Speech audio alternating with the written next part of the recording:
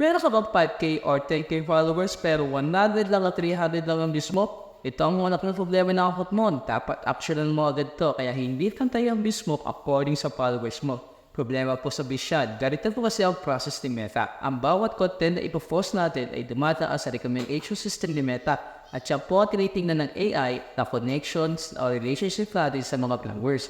Pag ikaw ay naka-professionals mode, unang ipapakita ni Meta sa power ni members mo, kasunod ang friends mo, at last ang followers mo. Pag hindi sila nag-engage sa post mo at hindi nirekomenda ni Meta ang post mo sa more viewers yan, maliban na lang kung may makakita ng followers na active at napupunan na hinaharap ng AI para i-push ang focus mo sa higher viewers. Ano ang dapat natin gawin?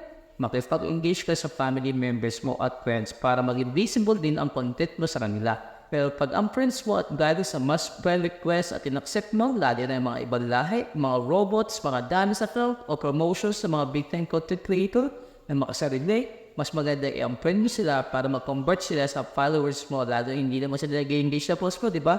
Yan ang tips and tutorials natin para tumaas ang views natin.